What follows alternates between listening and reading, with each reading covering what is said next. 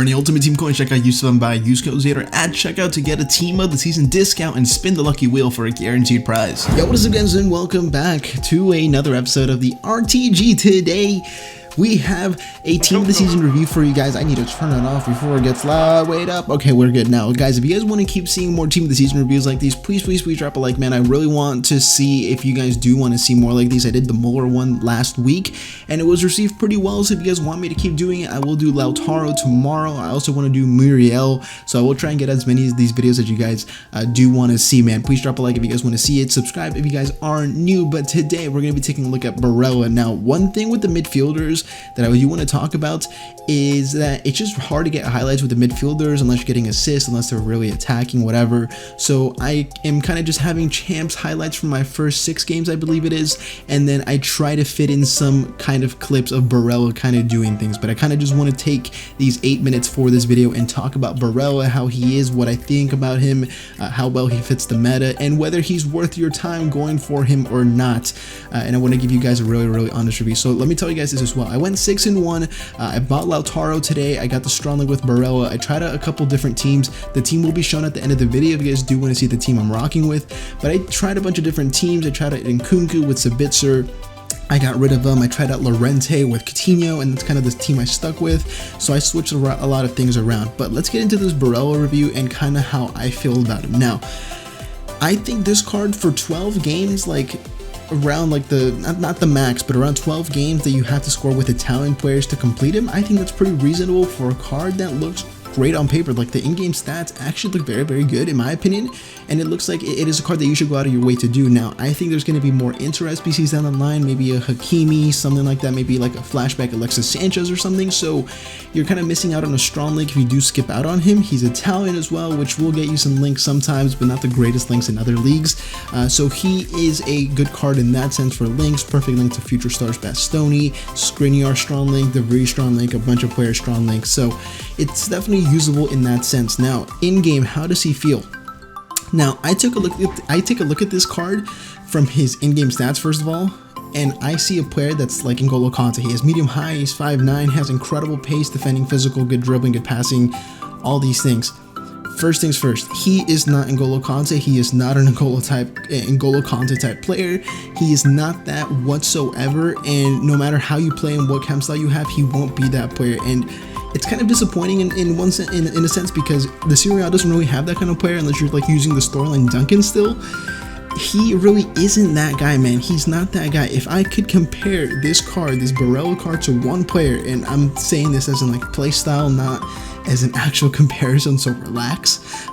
He plays like a Xavi type player would. Like he's decent at defending and physical. He's pretty good at defending and physical. I know Xavi's not like great at defensive and physical, but his passing is really good. He doesn't feel like the quickest player. His shooting isn't really utilized, but it's there, and his passing is probably his best attribute in my opinion. Now, one thing I do have a problem with this card is something that I experienced with Ronald Koeman.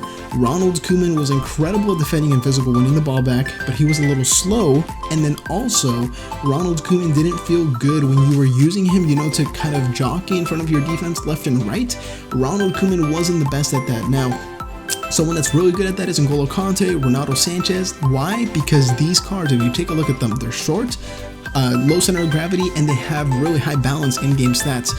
This card, even I don't care what the balance stat is, I don't know what it is, it's still the card in game. It doesn't feel like it has high balance to the point where you can shift left and right. Maybe it was the gameplay, I don't know, but he doesn't feel like that card where if you accidentally go right and commit because your opponent tricked you, you can't go left right away.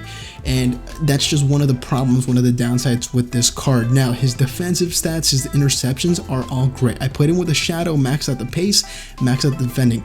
His pace. Now, he doesn't feel like the quickest player. I don't know what it is. He's short, so he kind of should have like a quicker animation if anything, but he still doesn't feel like the fastest player on like when he's trying to catch up to someone, which is a bit annoying because I have a shadow on him and he should be like in the high 90s for pace, and it just doesn't feel like it. It feels like he's like 82, 83, which is one of the bad things. Now, getting into the positives because I basically said everything that's bad about him. His passing is incredible. I don't think he misplaced a single pass for me, and I do a lot of like one-time, one-touch passes that are like pretzel passes sometimes, and he still makes those, which I love from my midfielders because he really does bail me out there. Now, I played him sometimes in the 3-5-2 as a dual CDM. Sometimes I played him in a 4-3-1-2, which is most of the time. I played him at center mid or left center mid. That's where I was playing him. Now, what I do like about him is how he feels on the ball. He feels like Xavi, how I said, man. He can transition well. He can get out of tight space as well. He can kind of just give you that creativity that you need from a reliable passer. And he's just that guy. He's that shorter guy who can get you that. And he always, one thing that I notice as well is he always stands in front of the 3 defenders that he has behind him. He's always there kind of just chilling, not really attacking, not much, but he still has the back pass for you covered. So that was something that was really helpful from Barella. And I really enjoyed Barella, man. I'm not gonna lie, I think this card is very good, very worth it. I would not say it's as good as Rodri. For me, the team of the season Rodri, the CDM, is probably one of the best objectives we've gotten so far for team of the season, and I think that card is just incredible. Barella is a different type of player, of course, but I wouldn't take him over someone like FUT or Ronaldo Sanchez that I already have. I think Barella is good for the league, maybe for the links, whatever, blah blah blah, but I don't think it's a card that you would necessarily go out of your way to try and put into your team no matter what, but he gets the job done, and he's a very solid player in my opinion. So overall, I think you should go out and get him, man. It's not that many games compared to like the Caicedo. Caicedo's not that many games either, but there's like other objectives that are literally like 14, 15, 16 games sometimes, and I think this Barella is really worth your time. I don't think it's that bad of an objective, to be completely honest. So that is going to be my honest Barella review. How I said, I think he's good, and I think you should go out and get him. It just depends if you can link him into your team. If you get like a red Lautaro, then you can get him. If you get red Lukaku, whatever, from the guaranteed pack,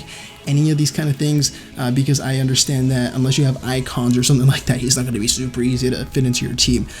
So yeah, I would play him center mid. If anything, CDM also works for him, but he kind of is a weird player in the sense where when you try and control him, how I said, he doesn't feel like the quickest in shifting left and right, which in my opinion is the biggest problem of them all, and he just doesn't feel the quickest when you're kind of trying to track back and defend with him. But yes, 3-star skills, 4-star weak foot, which in my opinion is good enough for the player in that's his position. He's what, 5'8", and he has incredible in-game stats, man. I wouldn't say these are fake stats. I wouldn't say he underperforms, but I feel like he should be performing better. His balance is really high now that I'm looking at it, but he still is kind of lacking that. That's my opinion for my first 6 games. I haven't played more games. I haven't played another different gameplay during different times, so maybe tomorrow my opinion will be different, but first impressions in literally the first 24 hours, my first 6 games on Champs, this is my impressions. I finished 6-1, I believe it was, maybe 5-1. I think it was 6-1. Was it 6-1? I think it was 5-1. I think I finished 5-1 after 6 games on Champs for today, and hopefully I can get gold 2 without much struggle. That is going to be it for today's video, guys. I hope you guys did enjoy. Drop a like, comment, and subscribe to my channel if you haven't already. In the next video, have a nice day, and I'm out.